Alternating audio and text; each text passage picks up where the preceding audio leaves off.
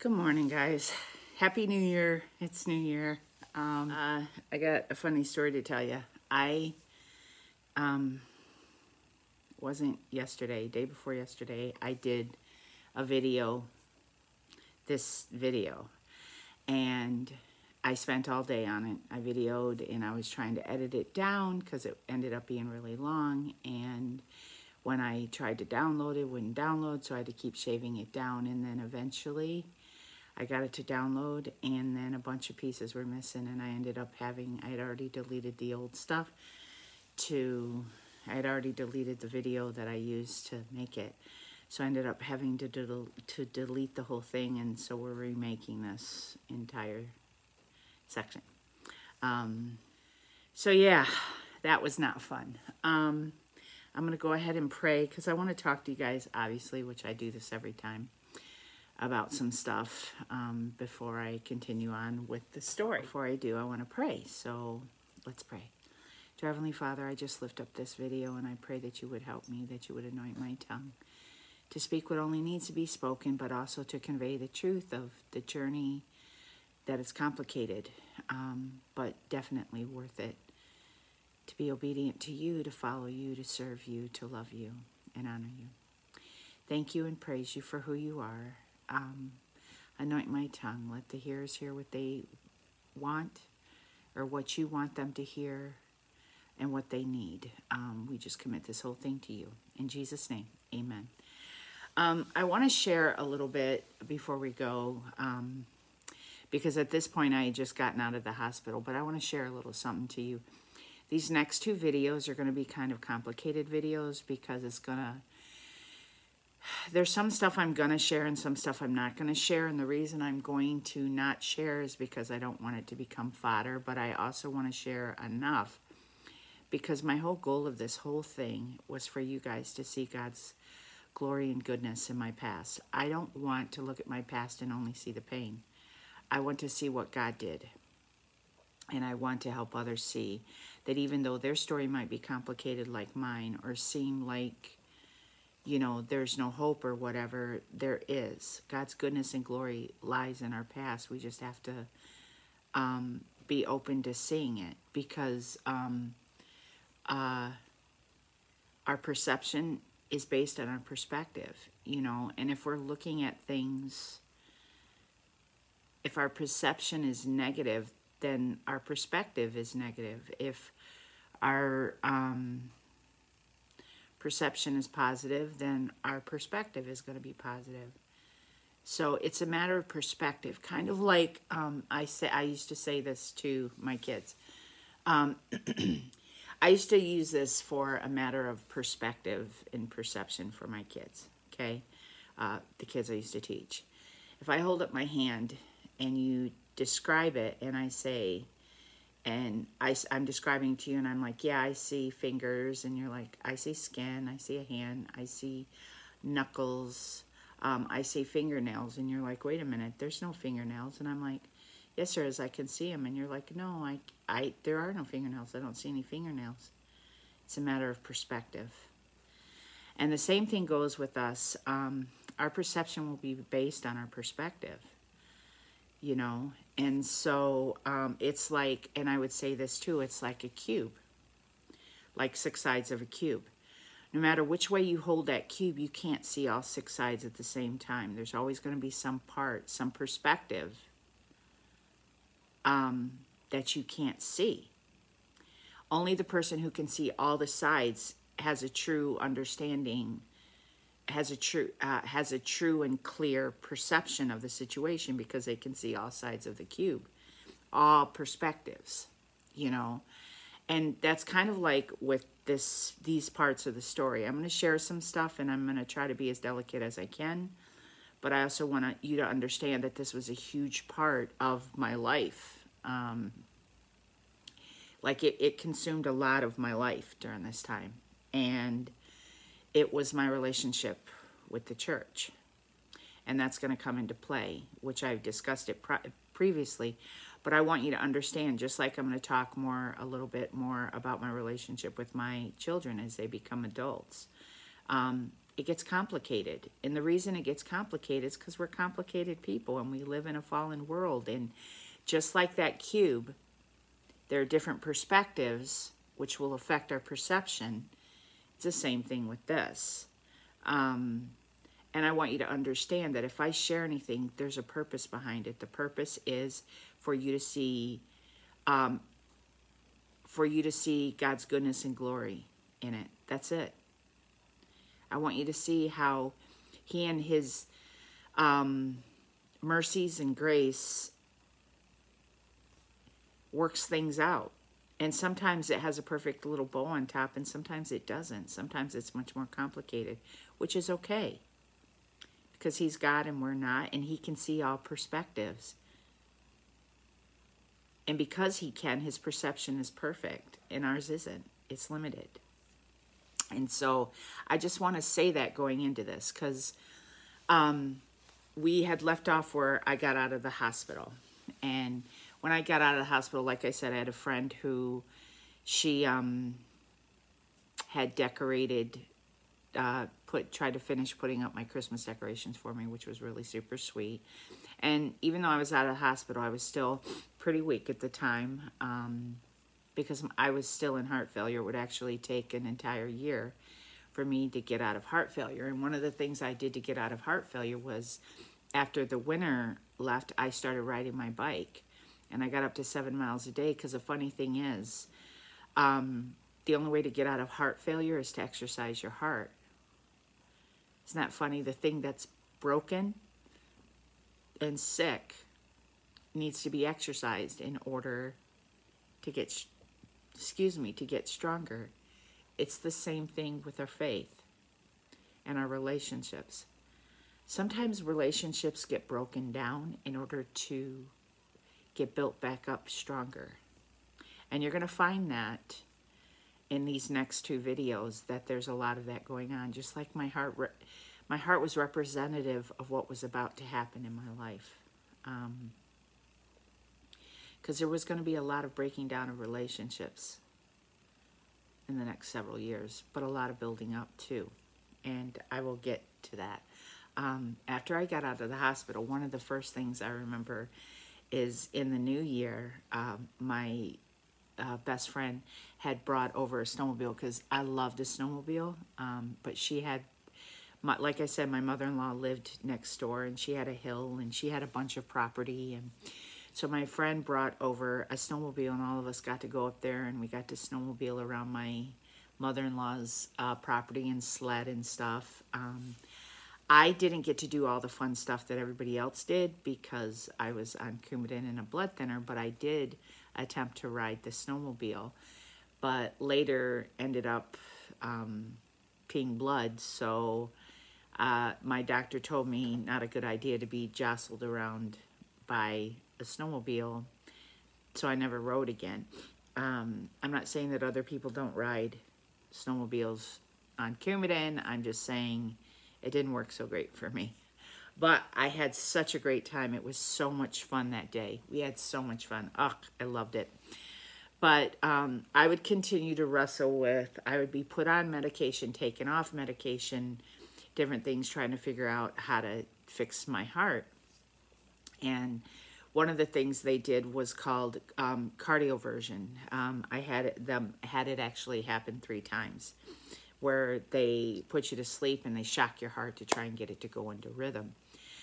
And the first time they did it, they managed to keep it in rhythm for about 7 months. And they even took me off my medication, but then shortly afterward, I went back into AFib, ended up back in the hospital, and was back on my medication. Eventually, we would discover, they would try 2 more times, but I would go back into AFib. We would discover that I didn't just have heart failure and AFib, I had chronic AFib, which means that I would be in AFib for the rest of my life, which I am. And this was 13 years ago, 12 years ago, and I'm still in AFib. So, yeah, not fun, but it is what it is. I trust the Lord in it. So we had a lot of wrestling with my heart during this time.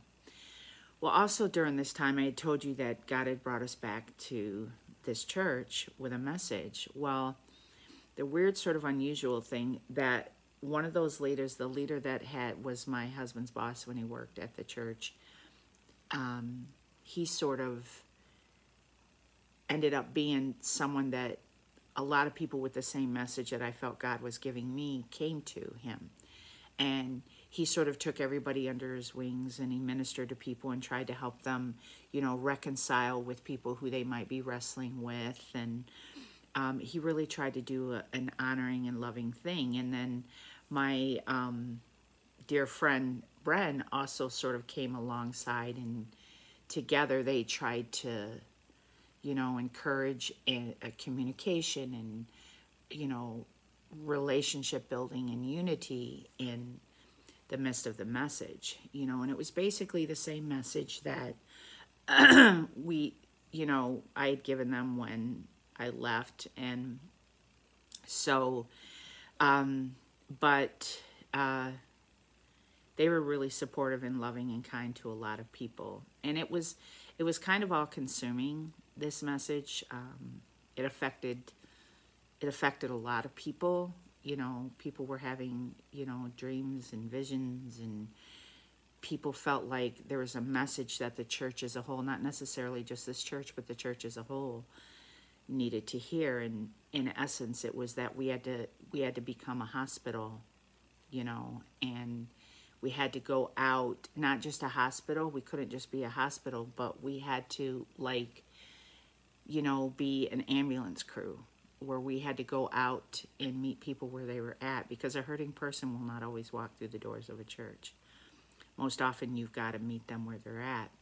Well, the funny thing is God was developing that in me too, and I'll tell you why. My best friend had come up with this thing where she started praying for the town that we lived in, because I had had a heart for this town since I had started working there several years prior. When I had met my husband and stuff, I had had a heart for this town that we were now living in because of this flip house. And she was she started this prayer meeting where we would walk around the town and we would just pray. Well, we also would pray for the school, and, we spent a lot of time in prayer, and we would do this every week. It ended up being just her and I doing it a lot, and then because we had partnered a lot through ministry, so we were really good with each other as far as ministry goes, because we had done ministry a lot together, so we just worked really well together. Well, we also give each other courage. We're really good at giving each other courage. Like, if we feel like God tells us to do something, we just sort of tell the other one, like, hey, I feel like God's saying to do this, and the other one just says okay, and is really supportive. Well, she had started this prayer meeting, walking around town, and while we were doing it, I said, I feel like God is telling us to knock on doors. So we started knocking on doors, and we would meet people, and we would pray with people, and then we had felt like we were supposed to go to all the churches, including the church, that I had gone back to, that she still attended, and then the local churches in town.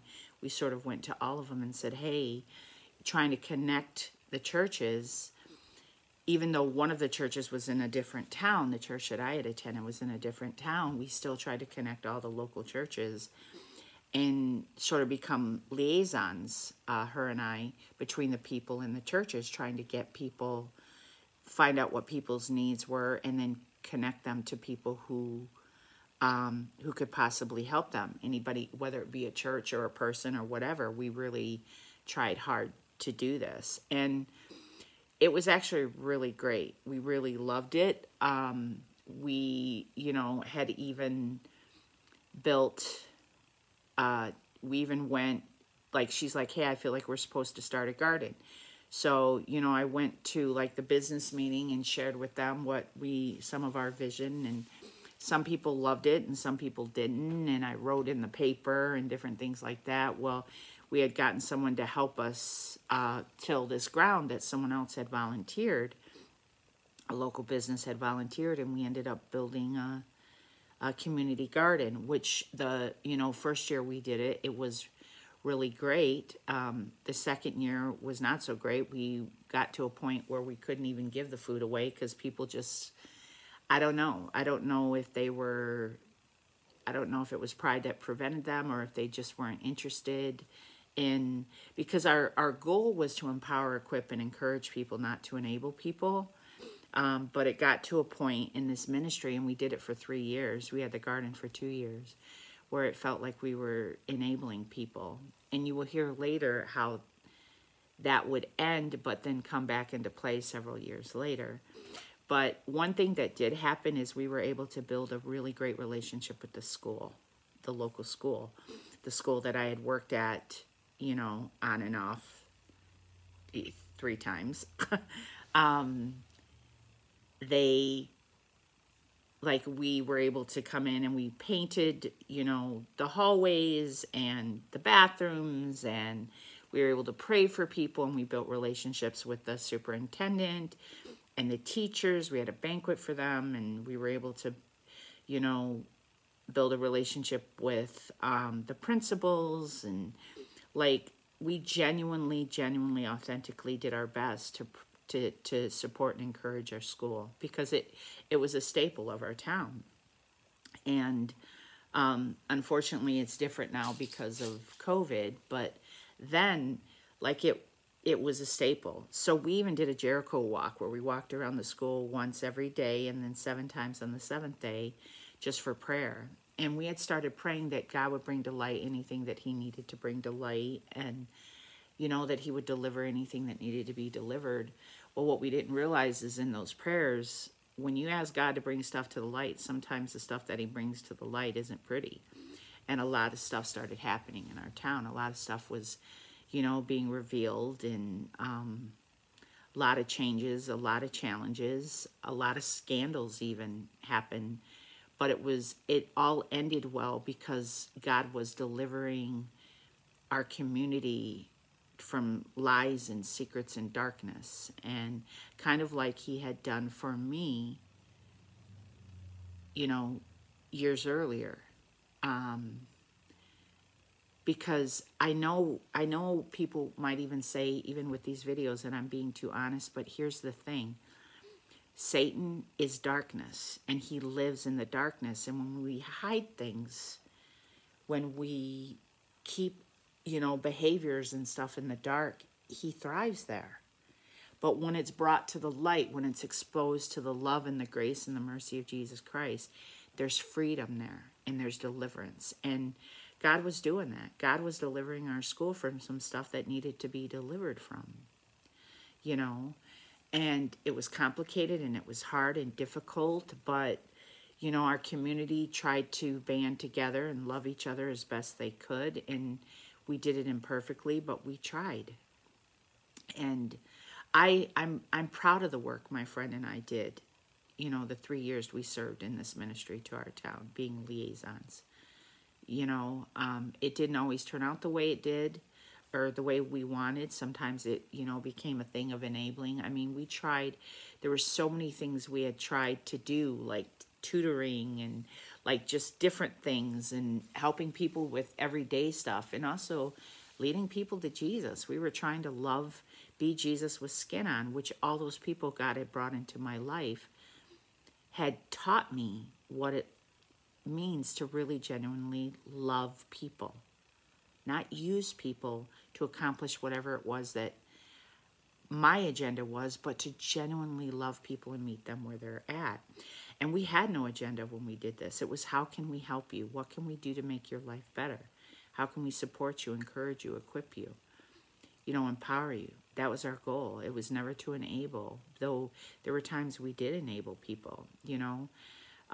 But we were able to do a lot of amazing things. And we have this 4th of July celebration, and we got to have like a kids area where we played games with the kids, and just all kinds of fun stuff.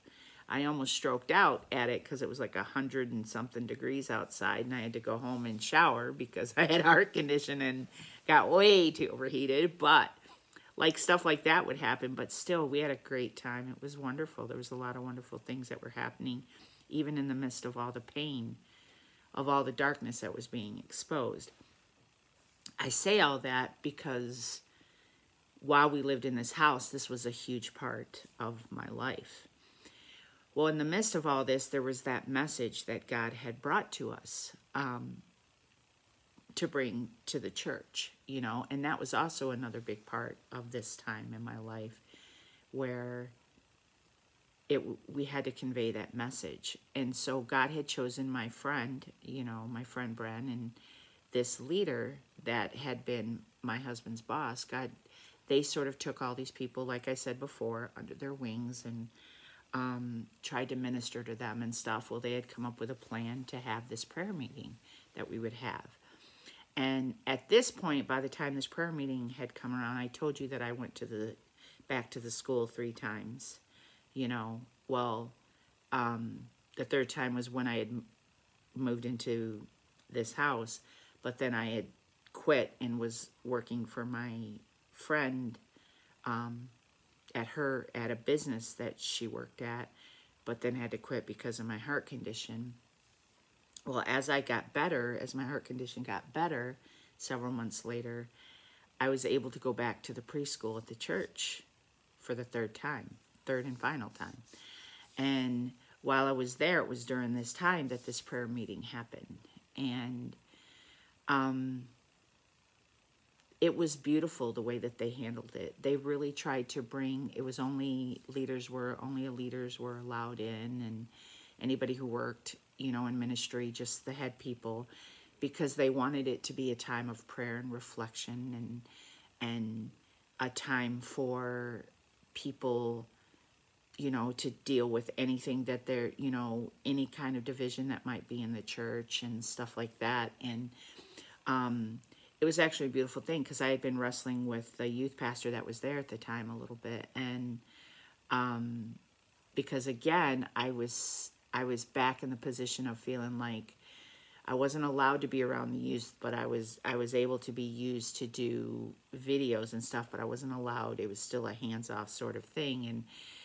And I struggled with that a bit, and I felt like, you know, that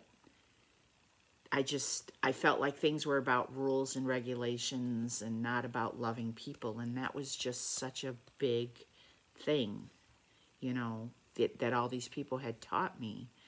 And so, but in this meeting, we had gone up to each other and we had hugged each other, because one of the slides, they had put these slides up, and one of the slides, is there anybody you need to ask for forgiveness for?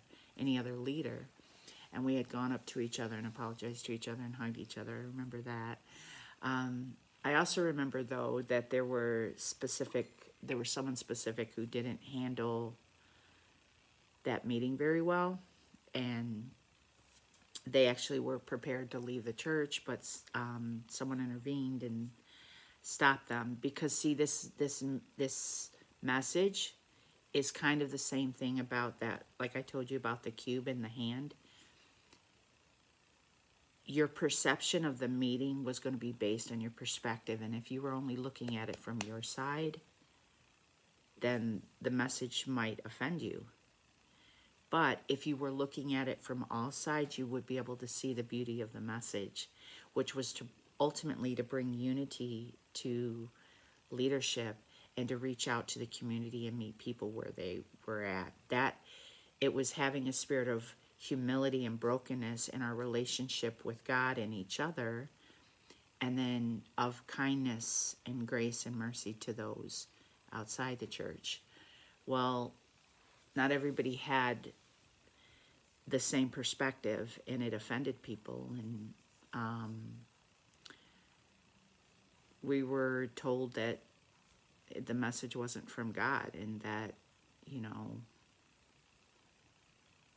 they didn't want to hear the message, which was fine. It didn't matter, because we had done our job, and that was fine. That was their choice. And so, but unfortunately, in response to that, this leader that I had struggled with this whole time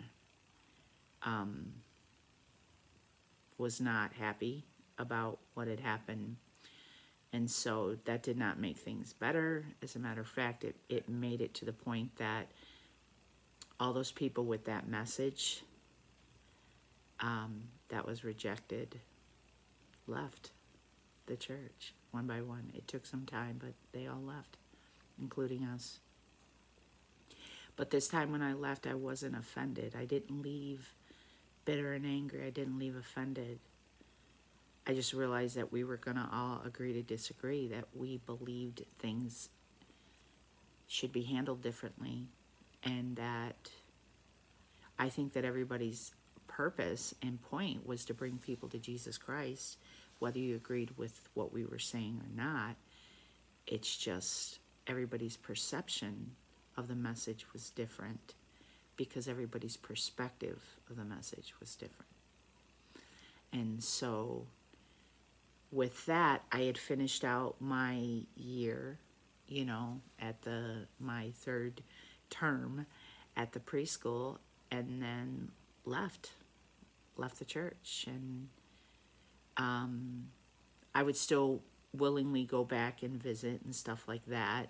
As a matter of fact, I wasn't at the church, and my daughter would still go to youth group. And I would often go, you know, and sit and sort of just, I would drop her off and then just sort of sit there through the youth group and stuff, just sit at a table or whatever. Well, that offended somebody, and I was asked not to come back because I didn't go there anymore, and I was asked not to come back. So I never went back again. That was it for me. I never worked with the youth again. And it was over for me, which was my passion and my love. I would work with kids again, but I would not work with the youth again. And I'll get to that. But that was kind of a big deal. It was all consuming. And I'm not saying that to dishonor or disrespect anybody. I'm really not. I'm just trying to get you to understand when we walk in relationship with Jesus Christ and when we walk in relationship with his people, sometimes it's complicated and sometimes it's difficult and sometimes we don't get along. But it doesn't mean that we shouldn't continue to love each other. It doesn't mean that we shouldn't continue to care and honor and respect one another. And the truth is that a lot of those people who left, they left because the only way that they could honor and respect the situation was to leave. The best way to handle it was to leave. But in the process of all of this, there was another thing that was happening, before we actually left the church. There was one more thing that was going to happen. And I've talked to my daughter about sharing this, and she gave me permission because I've already brought this up and I need to conclude the matter. But while we were going to the church, she would see her biological dad, who I'm not going to call him a dad, her biological father was there. And she would see him, and he would be really like, hey, kiddo, when he would see her and stuff. And then he would talk to her as if he knew her. But the reality is he had nothing to do with her apart from that. And it started to build up in her and bother her. So one day I had called the pastor and said, hey, can we have this meeting with her biological father and her? She has some stuff she wants to say. And the response was, I'm not going to let you be a tool of Satan. That was a response on the phone by the pastor. And for the first time, I really sort of stuck up for myself in the moment. And I said, wow, are you being judgmental? How dare you? This is her life, and she has a right to be heard, and it's her story, and she should be able to say her feelings, because we had been taught not to go on feelings a lot in this church, a lot. Don't go by feelings, don't go by feelings, which is true to a degree, but it's okay to feel. Jesus felt, it's okay for us to feel. And even God had delivered me from that lie that don't feel, don't feel, don't feel, don't feel, by one of those people when we lived in that house for 4 years, one of my favorite houses. I had gone to a counseling session, and I remember the woman saying, you know, Jesus was flesh and he was spirit. and he had feelings. So why are you trying to deny a third of who Jesus was? And for some reason, when this counselor said that, like, I sobbed for 15 minutes and I was delivered from the fear of feeling. And so at this point, I was able to sort of articulate, like, no, she's allowed to feel what she's gonna feel. This is her life. And so he apologized on the phone and he agreed to the meeting. Well, I think this was a Saturday, and then the next day we go to church and he's at the pulpit and he starts sharing. He says, have you ever answered the phone and you knew, in your gut, in your spirit, that you didn't have a right mind to talk to anybody, but you answer the phone anyway? You're kind of crabby or grumpy or whatever. And then you say something that you shouldn't. And even though you apologize, it's too late because the words are out there. And he's like, that happened to me. And I realized that he's talking about the conversation we had. And after I had walked up to him and I hugged him and said, he's like, I'm sorry. I said, it's okay. I forgive you. It's all of it. It's under the blood. We're good. Like, it's okay. Because it took a lot of courage for him to do that. He openly owned his behavior from the pulpit. And I thought that was a class act. Even though we had this other thing going on about this message and not agreeing about the message that was being presented, he still owned his behavior, because I was pretty proud of him. And I told you, I think I told you that years earlier when my husband had worked at the church, we had gone on one of those, we used to go on these leadership things, and there was a guy there who had talked about how the church was failing women, abused women, because they kept putting the responsibility on the women to fix the marriages and send them home, instead of trying to protect the women. They were putting the responsibility on the women. And I had gone up to him and said, you did that to me. And he said, I'm sorry you feel that way. And I said, no, don't try to put it off on me. Be sorry for what you did, not for what I feel. And I said, you did that and you owe me an apology. And he had apologized then. And I already had forgiven that part of it. So for him to have the courage to come up and do this publicly, I was pretty impressed, I gotta say. He's actually, even though we've had our battles and stuff, he is an amazing, gifted teacher. He stands on the Word of God. And even to this day, I can call him, even though I don't go to that church anymore, I can call him and say, hey, what does God's Word say about this? And I love that, because he's grounded in truth. And I do think he's right in as much as saying it's really important to be grounded in God's Word. Really, really important, not to just go by your feelings alone. He's not an emotional person, and as a matter of fact, he's not even a hugger, so the fact that he hugged me that day was a huge deal. So, he's right in as much as we can't go by our feelings. It doesn't mean we can't feel, because we can feel. But it's, what are we going to do with the feelings when we feel them? That's the key, and that's what's important. And so he's just really a man of faith. He's really grounded in God's Word, so his emotions don't fluctuate too much, which made it good when you're screaming in his face and he could stay calm and rational, which he had plenty of. So, great guy. He really is. He was an awesome youth pastor, and he was an awesome senior pastor, He just had certain things that he believed that we didn't agree on. One of them was emotions. One of them was affirmation. I have the gift of affirmation, and that wasn't necessarily his strong suit, which is fine. It doesn't have to be. I don't always have the strong suit of faith where he did, So,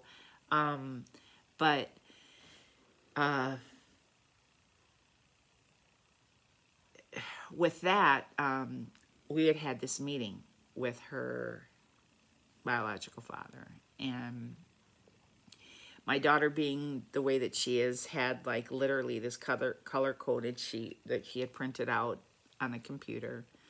You know, these are my feelings, these are the facts, and these are the solutions that I've come up with. And you know, you could come to my game, you can, you know, blah blah blah.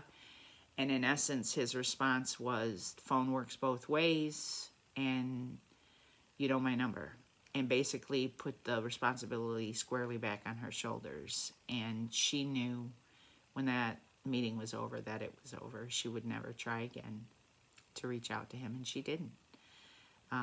She said, but she had such a brilliant attitude about it. She said, it's his loss.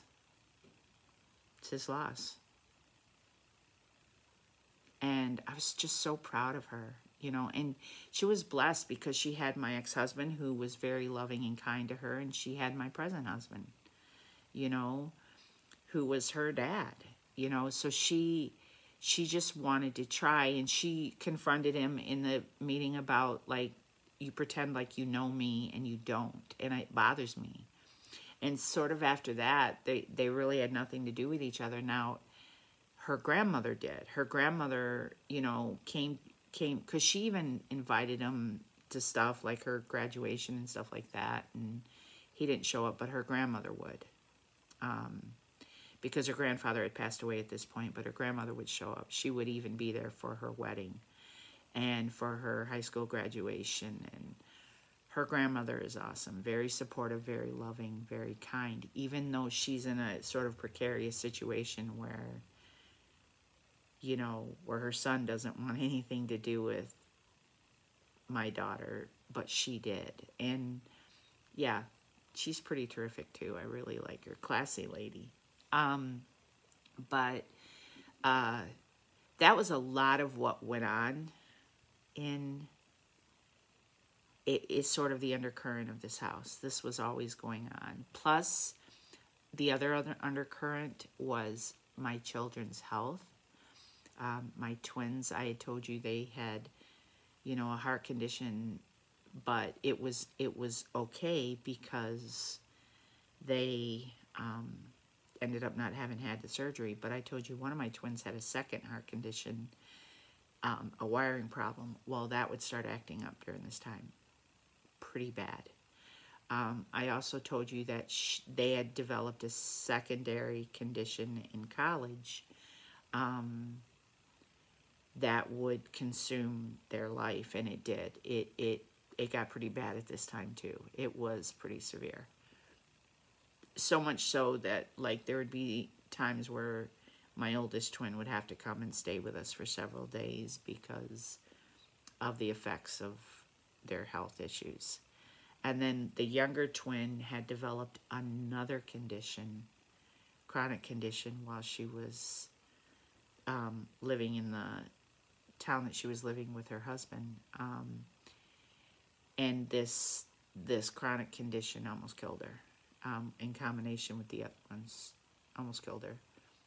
She, she had, at the age of 27, had several strokes. At one point, she was paralyzed, temporarily paralyzed. She couldn't speak.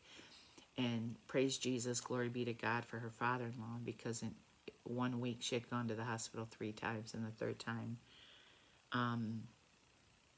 her father-in-law stepped in and said, absolutely do not discharge her. And they listened to him, and she was in heart failure at the age of 27. And, yeah. And God in his grace kept her alive, because she's the same one who had been born dead, but God spared her life. And mind you, they're in ministry this whole time, you know, with these battles with their health. And I will tell you something, and I say all that to say this. A lot of people think when you start following Jesus, and I did in the beginning too, that, you know, that everything would be hunky-dory, that there would never be a battle, that there would never, you know, because Scripture does say that God works all things out for the good of those who love him and have been called according to his purpose. For their good and his glory, he works it all out. Well, that's true. But that working it all out part, there could be a lot of suffering that goes on there. There can be a lot of struggles that goes on there. A lot of fighting, a lot of pain, a lot of hurt, a lot of anger, a lot of fear, a lot of stuff that can go on because we live in a fallen world. That working it out, like I was working out my heart, can be really difficult. But God was working it out. He was working it out, you know.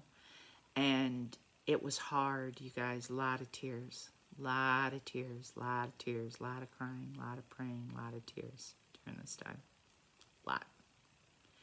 But I also want you to know he breathed life into it too, and I'll tell you why. We had my daughter, who had been battling, my oldest twin, who had been battling health-wise, decides to take the call to go on this missions trip in another state.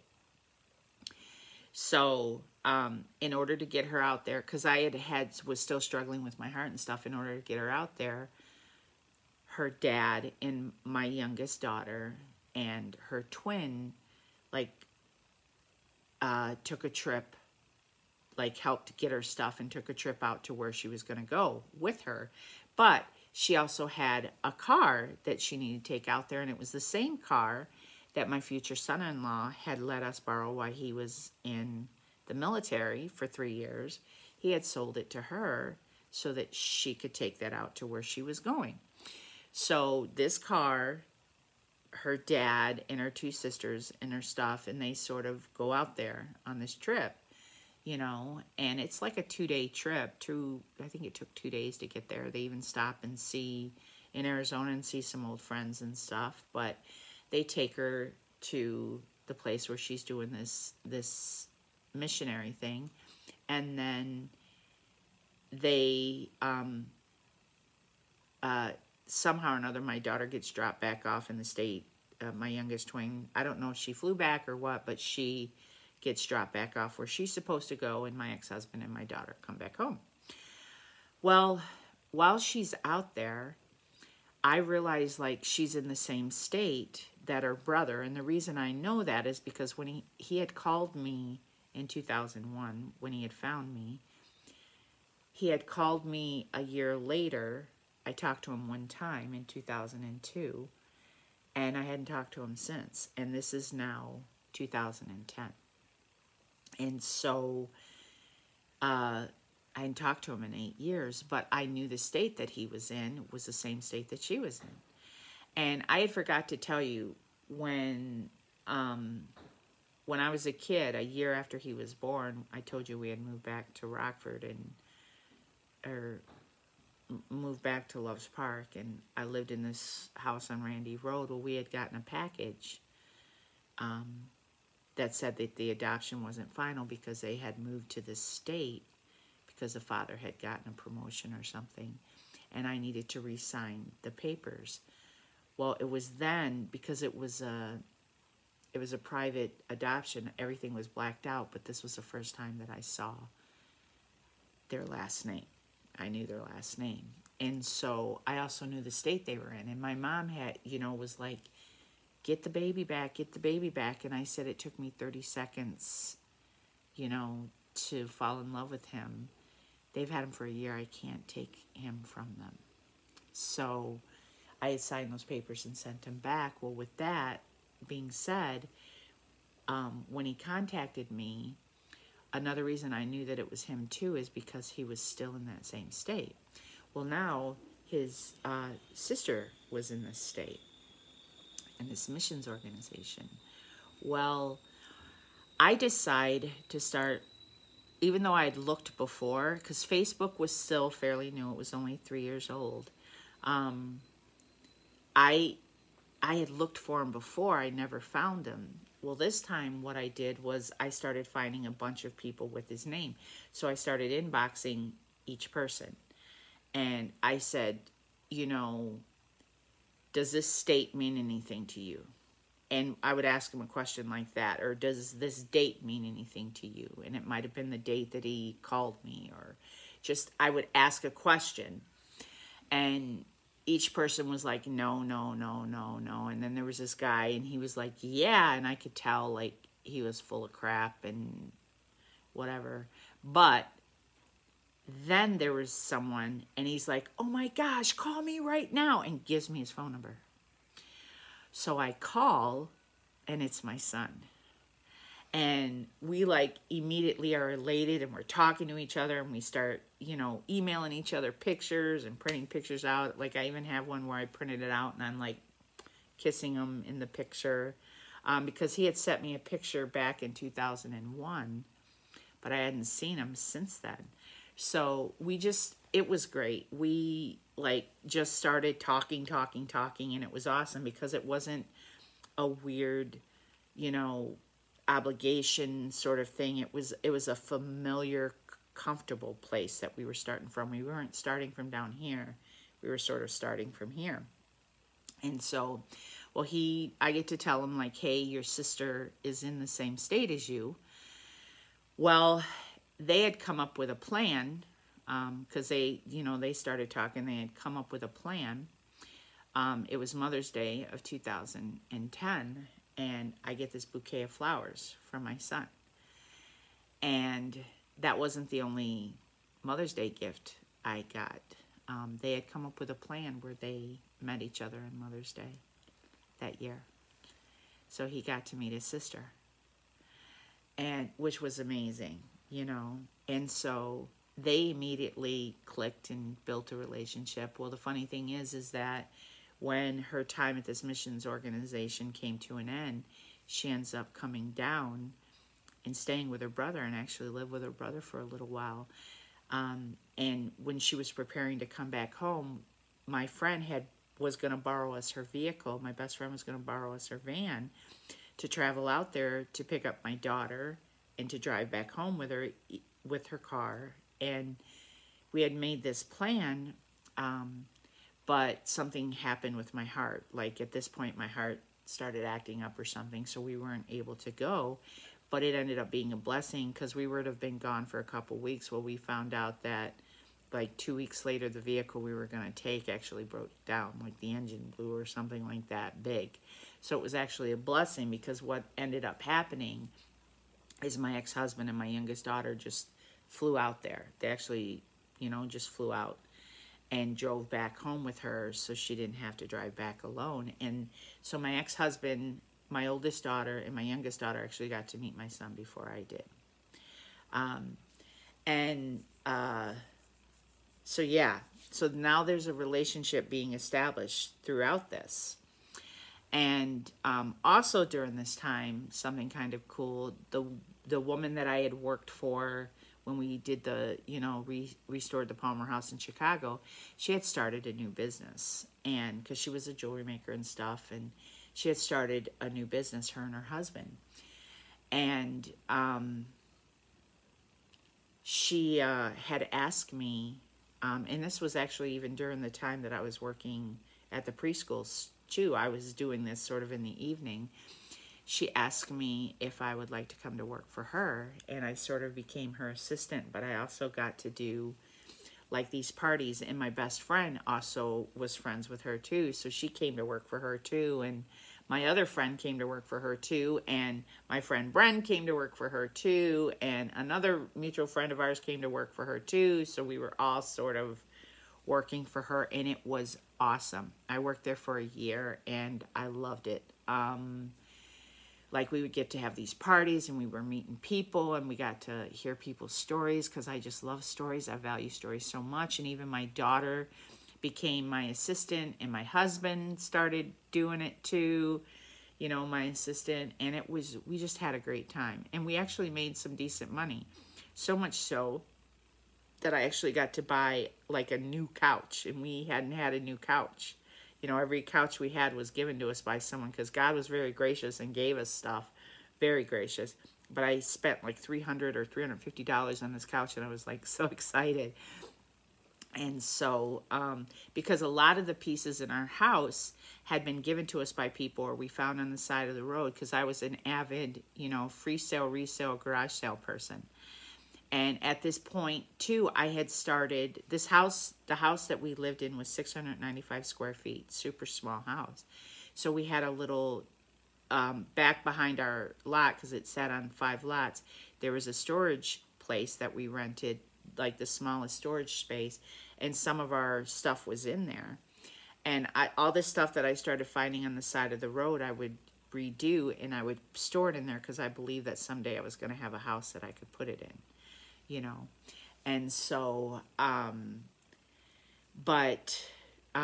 yeah, I loved it. Now, eventually, you know, the leads would dry up and stuff like that, and I knew that it was time for me to step down and go, but, and they would eventually move to a different state, but my time there was awesome. I loved it. It was just a great job. It was so much fun.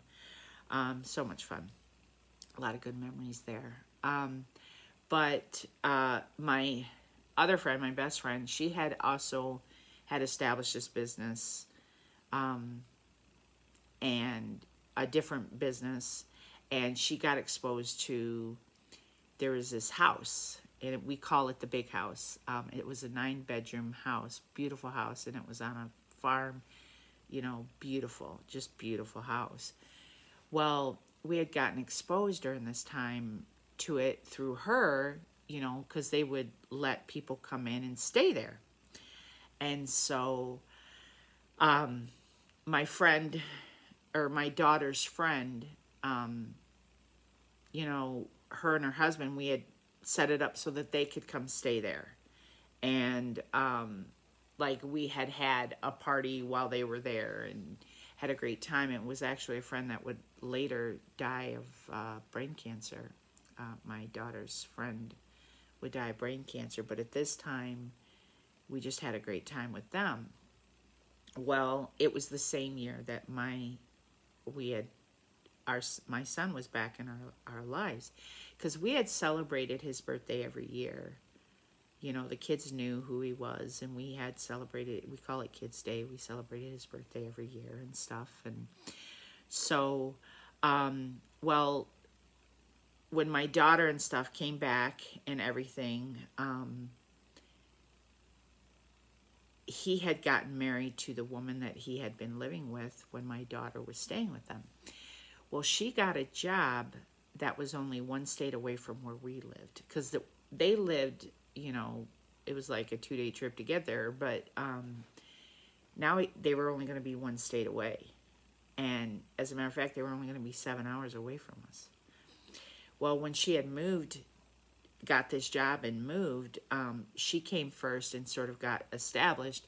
Well, then he came, and like literally like a week or 10 days after he got here, we had made plans for this trip to go meet him face to face. So I was finally going to get to meet my son, and it was my husband and myself, my youngest daughter.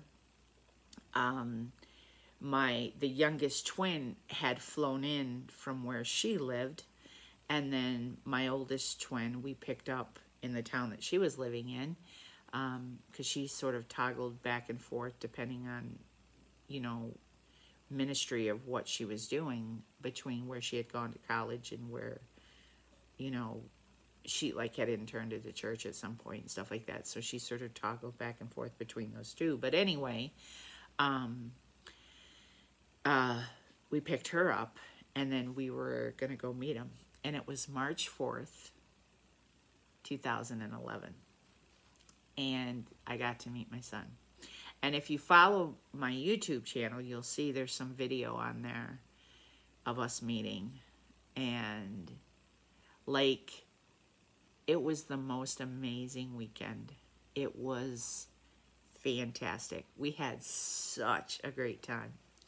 Oh my gosh, just as a family, it was, he's a magician, among other things, but he's a magician, musician too. I think he plays the guitar, but he was doing magic tricks, and we all loved poker, and we were playing poker, and oh my gosh, we just had the best time. It was just so, it was an amazing, wonderful, beautiful weekend, seriously. Well, after we had met around this time too, my sister, my oldest sister, was dying. She had been diagnosed with colon cancer, and she was still living in Arizona. And initially she had 2 years, and then it went to two years, 2 months, and 2 weeks. Like it was, then it was like 2 days. Like it was super fast. Like they started here, and it sort of deteriorated very quickly. But I got to talk to her around this time after meeting my son, and it was like a month after, and I got to talk to her on the phone, and she had apologized on the phone. You know, she said, "I'm so sorry for everything that happened, you know, that I didn't protect you. You know, I'm so sorry." And she was apologizing for what had happened in Florida. And I told her that it was okay, that it had come full circle, that my son and I had found each other, and we got to see each other, and that was okay. I forgave her, and that it was okay. And that was the last conversation I had with her, because she passed away, I think within 2 days of that conversation. And so, yeah, God in his grace and mercy had brought healing with my mom before she died, and had brought healing with my sister before she died. So like I said, even though the road was bumpy and the journey sometimes was long, God's grace and mercy were there the whole time. They were. In the midst of all this, you know, message to the church and ministry in our town, and, you know, I got to bring full circle and healing with my sister, and I got to meet my son. Like, a lot of stuff in my life was coming full circle. God really was working all things out for my good and his glory. He was doing it. Not in my timetable, but in his, and it was a beautiful thing. Well, after being in this house, we were in this house a total of 3 years and 8 months. We had been in, and I had told you that that ministry my friend had started, it started off really great, and it was awesome. Like, we met people and was able to minister to people and stuff. Well, now it was getting with the garden, especially with the garden, where we couldn't even give the food away. We were like dropping it off at gas stations and stuff, and I just felt like nobody was interested in what we were trying to do. Well, we had done a lot of communication through the paper and stuff, local paper, and we had planned this picnic, this community-wide picnic, and we had done all of this work. Oh, it was so much work, and it was hot, and with my heart condition, it was really hard when it was hot and humid, and because it was in August, the end of August, we were doing this. And I had decided somewhere inside my heart, my soul, I decided that if no one showed up, that I was going to be done. And my old boss from the preschool that I worked at, that I just stopped working at, she and her husband show up, and then another lady from the town that we lived in that also went to that church showed up, and that was it. Not one person in the community showed up, and I looked at my friend and I said, "I love you and I love this, but I'm done. I quit." And I quit that day. It was August 20, 2011. And we had done the ministry for 3 years. But it would come back around because toward the end, we had named the ministry, and she said, "I feel like we need to change the name of the ministry," and we did. But then it had dissolved, but it would come back later. As a matter of fact, it would come back during a pandemic. I'll get to that later. But, yeah, those were some of the highlights of what happened in this house. And I don't know if I'm forgetting anything or not, but it was a journey. It was quite a journey. And how the journey would end is that my husband had tried really hard to keep the house. But the market had crashed. We owed more in the house than it was worth. We begged the bank to help us, like even lower the interest rate, just try to help us be able to keep the house. And I'm biting my lip because I think this part's hard. He had tried for 3 years to get them to help us. And they wouldn't help us. They would not help us. And so we had to let the house go. And I remember the day that we had decided we were going to let the house go, there was this big flagpole in the yard, huge flagpole. And the day that we had decided that we were going to quit, flagpole fell over. That we were going to let the house go, flagpole fell over. Yeah. And we had been in the house 3 years at that point. Okay, I had to interject this. I realized something when I was editing it back. I had brought up that big house. The reason I brought up that big house that my friend had through her, because I had one friend who I told you started a business that I worked for her and did the Palmer House with and worked for her for a year. And I had another friend who had started a separate business where she got exposed to that big house. Well, the reason I brought that up is because I had came in contact with my son in 2010, I told you, through Facebook. We had found each other again. And then in 2011, we had met, March of 2011. Well, that Christmas, and at this point, we had decided that we were going to leave the house, which I told you. But that Christmas, we were going to spend our first Christmas together. So he and his wife came out to where we live in this tiny little 695 square foot house. And we had made a deal that everyone was going to make homemade presents. And so everyone made really personal homemade presents and got to introduce my son to my mother-in-law and my aunt-in-law and different people, our friends and stuff like that. But how we did it is we had our Christmas at our house. You know, we all sort of piled in this tiny little house and slept wherever we could. And we had, oh, it was so emotional. I had made a lot of personal gifts, and I had made this painting. I had taken 4 canvases, and I had painted 4 separate canvases, but when you brought them together, they made one big painting. And in the center of the painting was these rocks that look like a cross, and I had done it on purpose to say that Christ would always be the center of our family. And I'm gonna put the picture in here. I'll show you what the picture of what it is I painted somewhere in about right here.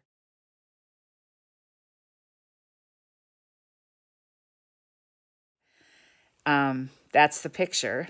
And then, but that big house, my friend set it up so that we could all go stay there for our first Christmas. And the funny thing is we had gone there Christmas Day, and we had planned on having a dinner the next day after Christmas. But for Christmas Day, we didn't have any food made, and we were starving. And in the condition my children have, they have to be able to eat. And so my husband ended up going, and my son ended up going and like drove through a McDonald's and got like 25 cheeseburgers and fries, and that's what we ended up eating Christmas Day. But the next day we got to invite a bunch of people over and friends, and we had this huge Christmas dinner. And the funny thing is that I really stink at making turkeys, and it's happened more than once where the turkey is frozen when I go to cook it.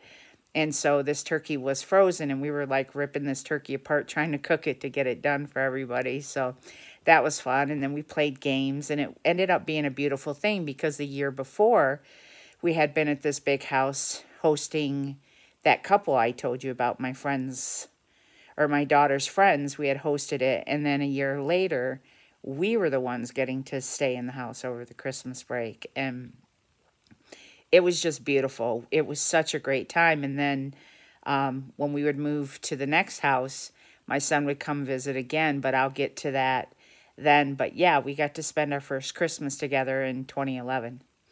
And there was so much crying going on. I mean, I read to him, Are You My Mother? And I'll Love You Forever.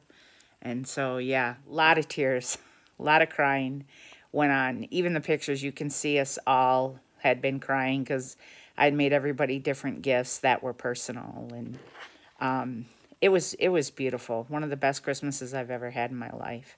So yeah, that's also what happened around the 3-year and 4-month mark of living in this house. And like I said, we would live there for 3 years and 8 months. But I just wanted to interject that there because I meant to say it, but I totally got sidetracked and forgot to even put this whole beautiful message in this part of it. God did some amazing stuff. He really did. He's awesome. So on with the story. We ended up staying for a total of 3 years and 8 months. But how we ended up finding our next house was the brilliancy of my husband, the same way we found the one when we had moved 45 minutes away from the community when he had gotten his new job after we left the church. How he had found where we lived when we lived in this duplex is he had contacted local realtors and asked them if, you know, there was any properties. That's how we had found that. Well, we had done the same thing this time.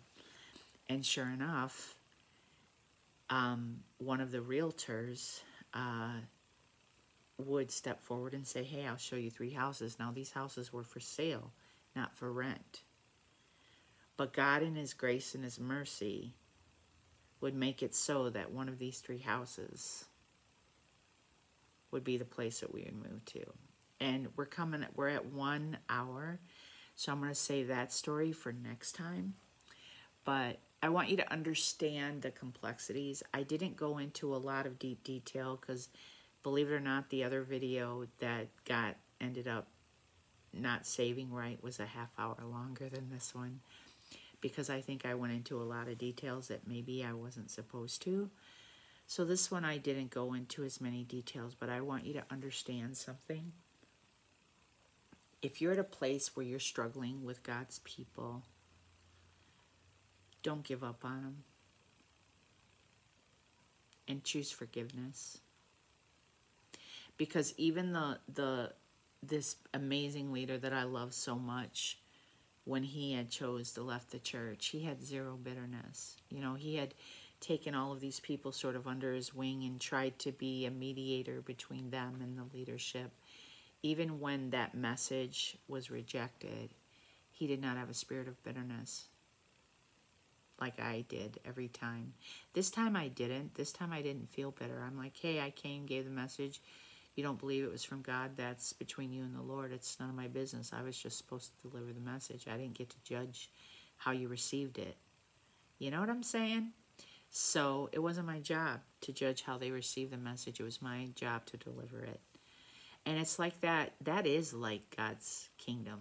Like even the message of repentance, or the message of humility, or the message of Jesus Christ, the gospel.